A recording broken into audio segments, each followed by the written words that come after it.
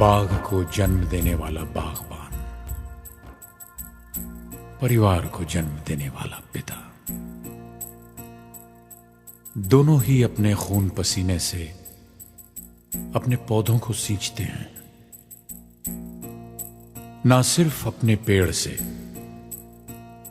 उसके साए से भी प्यार करते हैं, क्योंकि उसे उम्मीद है एक रोज जब वो जिंदगी से थक जाएगा, यही साया उसके काम आएगा।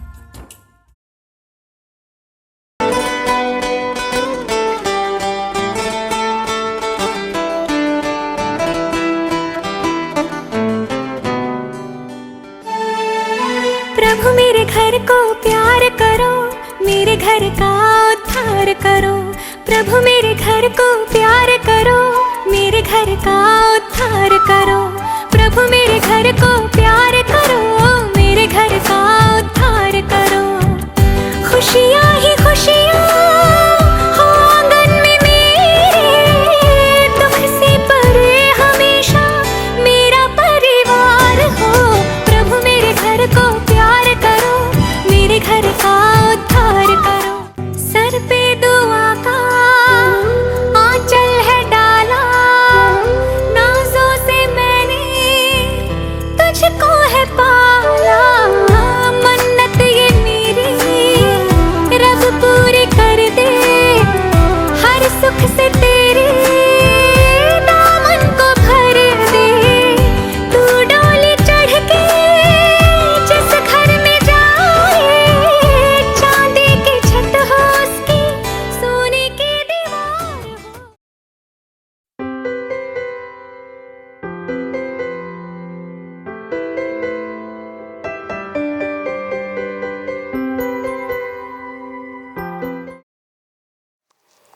जय श्री कृष्णा। फाइनली वो टाइम आ ही गया जो हर लड़की के जीवन में आता है, उसकी शादी। शादी के बाद जब यहाँ से जाऊँगी तो सबकी बहुत याद आएगी। सब लोगों ने मुझे बहुत प्यार से रखा है। तब जैसे ही दादाजी की गोद में मुझे दिया तो उन्होंने देखते ही माँ को बोला कि ये तो वही तेरी बेटी है जो मतलब तो तेरे हुई थी और रही नहीं, और अभी वापस आ गई तेरी पोती बन के। दादाजी ने हर चीज़ में मुझे सपोर्ट किया है। थोड़ी कम बोलने की आदत है, लेकिन उस वजह से माँ कभी भी इरिटेट नहीं हुई। माँ और दादाजी की हमेशा बहुत याद आएगी। लेट होएगा लेकिन माँ चाहे रात के 10 बजे हो चाहे 12 बजे हो, उसी समय उठ के सब्जी जो भी पसंद है वो बना के खिला देती है। ताऊ जी और ताई जी ने हमेशा बहुत मुझे प्यार दिया है। ताऊ जी अंजू से भी ज़्यादा मुझसे प्यार करते थे। कभी भी स्कूल के लिए लेट हो जाती थी, बस मिस गाड़ी मिस हो जाती थी, तो ताऊ जी को बोलने की भी ज़रूरत नहीं पड़ती। बोलते थे ले आजा गुड्डू, चल तुझे स्कूल छोड़ देता हूँ। मम्मी पापा एक बार 4 धाम की यात्रा पर गए थे 1 महीने के लिए। उस समय ताऊ जी और ताई जी बहुत, कभी बाज़ार चल ये खा ले वो खा ले, जो पसंद होता था वो ला कर दे देते रोज़। ये कि एक बार जब मैं छोटी थी 7-8 महीने की, गुड्डू गिर गई है, उसके लग गई है। तो मम्मी झाड़ू लगा रही थी और ताई जी आटा लगा रहे थे, तो ताई जी आटे से भरे हुए हाथ में ही भाग गए मुझे देखने के लिए कि वो गिर गई है। पापा और मम्मी सबसे बेस्ट पापा मम्मी मिले मुझे, और मैं ये चाहूँगी मुझे हर जन्म में यही पापा मम्मी और यही परिवार मिले। जब मैं पैदा होने वाली थी और मेरी मम्मी ननिहाल गई थी तो पापा ने ये बोला था कि जब बेटी हो तो मुझे फ़ोन करना, बेटा हो तो भले मत करना, रहने देना फ़ोन। और जब पापा के पास फ़ोन आया उनकी बेटी हुई है, अगले ही दिन वो वहाँ पहुँच गए, ऐसे हाथों के कड़े लेकर, ड्रेस लेकर नहीं पहुँच गए मुझसे मिलने के लिए। और आगे हर चीज़ में सपोर्ट करते रहे। मम्मी को कभी कोई बोलता था इसको घर का काम सिखाओ, किचन का सिखाओ, तो पापा हमेशा मना करते थे कि बाद में सीख जाएगी, अभी पढ़ने दो इसको, पढ़ाई करने दो। सुबह जब स्कूल के लिए लेट हो रहा होता मम्मी बोलती बोतल भर ले पानी से, ये कर ले, तो पापा तुरंत बोलने से पहले ही उठ के आ जाते थे कि ला मैं कर देता हूँ काम, इसको मत उठा, इसको पढ़ाई करने दे। जब मेरा 8th का रिजल्ट आया था तो पापा स्कूल में थे, उनको पता चला कि मेरी बच्ची मेरिट में आई है, तो तुरंत निकल गए स्कूल से, रास्ते में उनकी गाड़ी भी पंचर हो गई, लेकिन वो पैदल ही रवाना हो गए, गाड़ी को वहीं छोड़ दिया उन्होंने। कभी मैंने पापा से कुछ मांगने की ज़रूरत नहीं पड़ी, मांगने से पहले ही उन्होंने मुझे सब कुछ लाकर दे दिया। पापा को सिर्फ यही बोला चंडीगढ़ जाना है, पापा तुरंत हाँ चली जा, पूछा भी नहीं क्या है, बस बोला पैसे बता दे जमा करवा दूँगा। बाहर भेजा जोधपुर पढ़ने के लिए, तो सब लोगों ने बहुत बोला क्यों बेटी पर इतना खर्चा कर रहे हो, इतने पैसे तो मैं तो इसकी शादी कर दो, इतने पैसे तो इसको वैसे दे दो, FD करवा दो तो ब्याज में बैठे बैठे खाएगी, ऐसे दूसरों के मुंह में हाथ तो नहीं डालना पड़ेगा। लेकिन पापा ने ना तो किसी परिवार वालों की सुनी ना किसी और की सुनी, बस यही रखा कि नहीं मैं अपनी बेटी को अपने पैरों पर खड़ा करूँगा, चाहे कुछ भी हो जाए, चाहे कोई कुछ भी कहे। पापा को छोड़ के जाना बहुत मुश्किल है मेरे लिए। मम्मी कब बहुत प्यार करती है लेकिन कभी दिखाती नहीं है, कोई भी काम हो मेरा तो रात को 12 बजे भी उठ के कर देती है। जब मैं हॉस्टल में रही जोधपुर में तब भी मम्मी फ़ोन करके उठाती थी, पहुंची दिन में कम से कम 3-4 बार कॉल करके पूछती थी, आ गए पापा वॉच लेके आ गए, ये तो गुड्डू के लिए रख दो, उसमें क्या करूँगी ये पहन के, ये उससे पहना दो। फिर भी मेरे लिए ड्रेस भिजवा देती है हर बर्थडे पे कि नहीं हर साल उसने अपने बर्थडे पर नई ड्रेस पहनी है, तो इस बार जोधपुर है तो क्या बात नहीं ही ड्रेस पहनेंगी वो। कभी एग्ज़ाम देकर आती थी तो बस बोर्ड एग्ज़ाम देकर आती थी तो बस गेट पर ही खड़ी वेट करती रहती थी कि कब आएगी, और मेरा चेहरा देखकर ही उनको पता चल जाता था कि मेरा एग्ज़ाम कैसा हुआ है। तब तक तो वो खाना ही नहीं खाते थे, एग्ज़ाम देकर आई मेरा चेहरा देखते थे, हाँ एग्ज़ाम अच्छा हो गया, उसके बाद वो खाना खाते थे। मम्मी ने ही शुरुआत की थी मेरा बर्थडे बनाने की, मेरा हर बर्थडे की फ़ोटो उन्होंने रख रखी है। वो बात अलग है कि मेरी सारी फ़ोटो मेरे पापा की गोदी में है, मम्मी की गोदी में सिर्फ एक ही फ़ोटो है, लेकिन फिर भी सारा वो मम्मी ही करती थी, फ़ोटो वगैरह का सारी फ़ोटो उन्होंने संभाल के रखी है। मेरे रिजल्ट वगैरह सब पापा ने संभाल के रखे हैं। मेरा डॉक्टर बनने का मेरे पापा का सपना था, वो जब छोटे थे तो वो भी यही चाहते थे डॉक्टर बनना, लेकिन कुछ फाइनेंशियल प्रॉब्लम और किसी और प्रॉब्लम की वजह से वो डॉक्टर नहीं बन पाए। तो उनका ये सपना था कि मेरी बेटी को तो मैं डॉक्टर ही बनाऊंगा। तो बड़े भैया योगेश भैया है, उन्होंने अभी भी जैसे रक्षाबंधन आता था तो यहाँ रहती थी तब तो सबसे पहले मुझसे ही राखी बंधवाते थे, फिर कोटा आके मुझसे राखी बंधवा के फिर अंजू से आके शाम को राखी बंधवाते थे। और सिक्कर गई तब भी यही, जोधपुर 5 साल रही लेकिन 5 साल में एक भी बार राखी पर ऐसा नहीं हुआ कि योगेश भैया नहीं आए, और कोई आए चाहे नहीं आए वो सबसे पहले पहुंचते थे मुझसे राखी बंधवाने के लिए। पहले किसी से चॉकलेट मांगी थी, नाम तो नहीं बताऊंगी किससे मांगी थी, लेकिन उन्होंने मुझे मना कर दिया था कि नहीं मैं नहीं लाके दे सकता ऐसी इतनी महंगी चॉकलेट। और योगेश भैया उस समय घर पे नहीं थे, वो आए और उनको पता चला कि गुड्डू ने किसी से चॉकलेट मांगी है और उसने लाके नहीं दी, तो चुपचाप उसी समय बाजार गए, चॉकलेट लाए और लाके फ्रिज के अंदर लाके रख दी चुपचाप, और मुझे बोले जा फ्रिज खोल ले, जाके खा ले चॉकलेट। अभी भी जब जयपुर गए हम साथ में गए थे तो मैंने बोला मुझे कड्डी कचौरी खानी है, योगेश भैया बोलते क्या चीज़ मांगी तूने, कड्डी कचौरी, पिज़्ज़ा मांगती, बर्गर मांगती, कोई अच्छी चीज़ मांगती तो मुझे खिलाकर ऐसे खुशी होती कि गुड्डू को पिज़्ज़ा खिलाया, तू क्या कड्डी कचौरी मांग रही है, चल तुझे होटल में लेके जाऊँगा। योगेश भैया की शादी को 3 साल हो गए। जब उनकी एंगेजमेंट हुई थी तो मैं आ नहीं पाई थी, तो मैंने उनको बोल दिया शादी मेरे बिना की तो देख लेना। शादी हुई, आरती भाभी जी के साथ मुझे ज़्यादा रहने का टाइम, मैंने उनके साथ ज़्यादा टाइम स्पेंड नहीं किया है क्योंकि मैं हॉस्टल में थी और वो यहाँ थे, लेकिन जितना भी उनके साथ टाइम स्पेंड किया है बहुत अच्छे हैं, हर चीज़ में एक्सपर्ट है। मुझे ऐसे तैयार व्यार होना नहीं आता, कभी भी तैयार होने की ज़रूरत पड़ती है तो भाभी जी कभी मना नहीं करते हैं, सबसे पहले मुझे तैयार करते हैं। और बहुत स्वीट नेचर है उनका, कभी किसी काम के लिए भी मना नहीं किया, बहुत प्यार से रखा। हमारे घर में एक नया मेहमान आया है कृतिक, जिसको सबने अलग अलग नाम रखा है उसका, माँ ने कृष्णा रखा है, ताई जी ने लड्डू रखा है, मम्मी ने उसका नाम केवी रखा है, ताऊ जी ने कौशल रखा है, सबने उसका नाम अलग अलग रखा है। मैंने भी उसका एक नाम रखा है कीवी, क्योंकि भाभी जी जब वो पैदा होने वाला था बाबू जी ने बहुत कीवी खाए इसलिए उसका नाम कीवी रखा है। मैं अभी उसको शादी की तैयारियों की वजह से ज़्यादा टाइम नहीं दे पाती हूँ, लेकिन बहुत क्यूट है और बहुत प्यारा है। और हमारे घर में नितेश के बाद में कम से कम 20 साल बाद एक नया मेहमान आया है, तो सब उसके आगे पीछे ही घूमते हैं। तो 30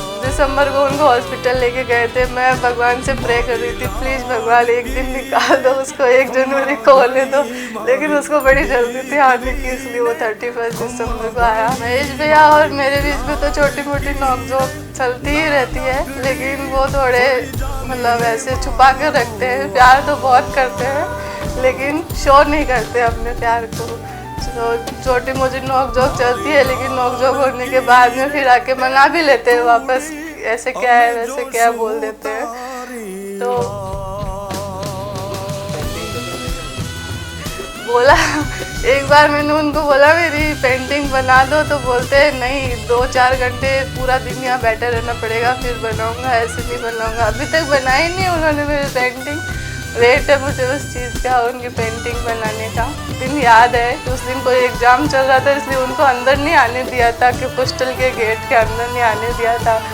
मैं वहाँ पहुँची उनसे मिलने के लिए और उनको पता चल गया कि अब तो ये रोएगी, तो फिर बोलते हैं कोई बात नहीं, अंदर नहीं आने देते, तो लड़ाई करो क्या इससे, गेट वालों से, पुलिस वालों से।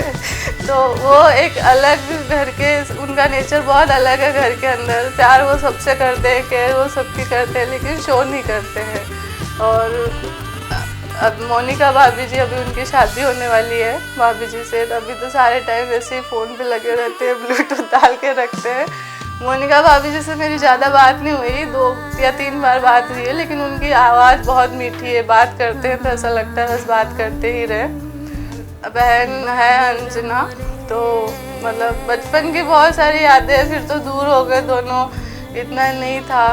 तो छोटे थे तब कभी खेलते रहते थे कभी क्या, तो जब पढ़ाई मैं थोड़ा ज़्यादा वो करती थी, पढ़ती थी, घर का काम थोड़ा ऐसा कम करती थी, तो मम्मी को बोलती थी काकी रहने दे, ये इसको पढ़ने दे, मैं कर लूँगी काम। कभी सर दर्द होता था तो ले मैं दवाई लगा देती हूँ। मेरे बोर्ड एग्ज़ाम के टाइम पे जब मुझे रात को पढ़ना होता था तो नींद आ रही होती थी, तो वो मेरे पास ही सोती थी कि तुझे नींद आएगी तो मैं तुझे उठा दूँगी, तू बस पढ़ाई कर ले। तो मैं पढ़ते पढ़ते सो जाती थी, फिर बोलती थी गुड्डू उठ, पढ़ाई करनी है, कल तेरा एग्ज़ाम है, बोर्ड एग्ज़ाम है।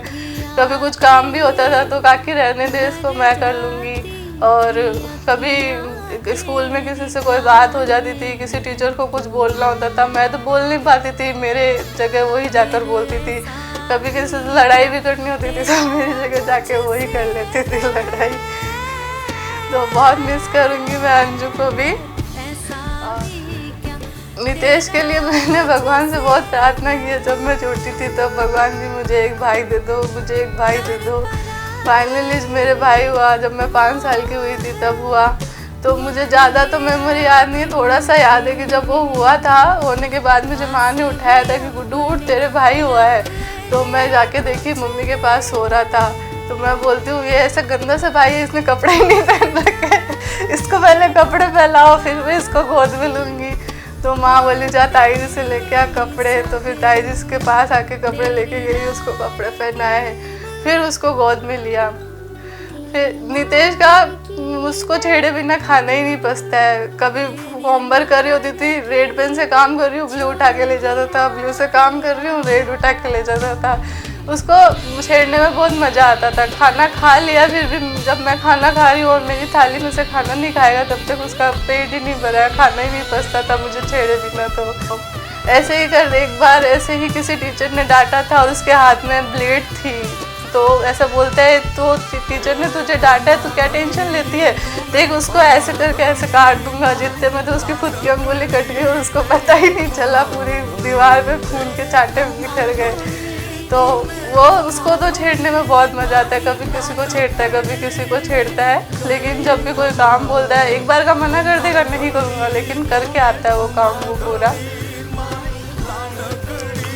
पैसे पता नहीं कहाँ से इकट्ठे किए, थोड़े थोड़े बचा के, और मेरे लिए राजपूती ड्रेस मंगवा दी ऐसे बिना बताए। और फिर मेरे को बोलता है चल चल मेरे साथ चल, कुछ काम है। मैं पूछती हूँ क्या काम है, तो चल तो सही साथ तो चल। उनका काम तो क्या वो तो बता, फिर चल। फिर पता चला राजपूती ड्रेस लेके आया है, बहुत अच्छी है। जब पापा मेरे लिए लड़का देख रहे थे तो बोलता है पापा लड़का आप देख लेना पर जीजी की सास मैं ही पसंद करूँगा। बहुत याद आएगी नितेश की सबसे ज़्यादा इसका छेड़ना और मेरी थाली में से खाना खाना। बहुत मिस करूँगी उसको। मेरे नाना नानी, मामा मामी, दोनों मामा जी मामी जी और उनके बच्चे, उन्होंने भी हर चीज़ में मुझे सपोर्ट किया है। तो मुझे याद है जब भी मेरा रिजल्ट आता था और मैं नाना जी को बोलती थी नाना जी मैं पास हो गई हूँ, तो नाना जी हमेशा मुझे, आज तक ऐसा नहीं हो कभी उन्होंने मुझे इनाम नहीं दिया, लेकिन जब छोटी थी तो 2 नोट सामने करते थे, एक 10 का और एक 100 का, बोलते थे कौन सा इनाम चाहिए। मैं हमेशा 100 वाला नोट लेती थी, कभी 10 वाला नहीं लिया। नानी जी तो मैं जब 8th क्लास में थी तब से मेरी ये गुड्डू के लिए ले ले इसको शादी में देना, ये गुड्डू के लिए ले ले वो शादी में देना, ला के सब इकट्ठे कर दिए। कुछ चीज़ें तो ऐसी है जो अब ओल्ड फैशन भी हो गई है, लेकिन फिर भी मैं उनको अपने साथ लेके जाऊँगी क्योंकि नानी जी ने बहुत प्यार से मेरे लिए रखा है। दोनों मामा जी और मामी जी बहुत प्यार करते हैं कब।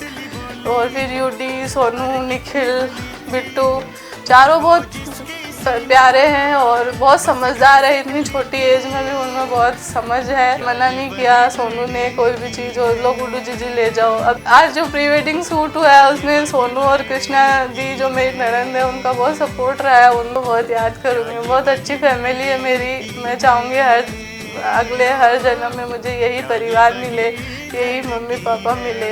बहुत मेरी फैमिली का जितना सपोर्ट रहा है उसके साथ साथ छोटे वाले दादाजी, दादी जी, फरमान काका जी, केसु काका जी, गिरिराज चाचा जी, चेरा चाचा जी और सबने उन्होंने भी बहुत सपोर्ट किया है हर चीज़ में मुझे। और सबकी बहुत याद आएगी, सबको बहुत मिस करूँगी। तितलियों के पीछे जो दौड़ा करती थी, परियों के चित्रों में रंग भरती थी, कब ये कली से फूल बन गई, प्रेम से जोड़ी प्रेम की डोरी, कब मैं बूढ़ा हुआ न जाना, जाने कब ये हो गई किशोरी। गुड़ियों की शादी कल जिसने रचाई,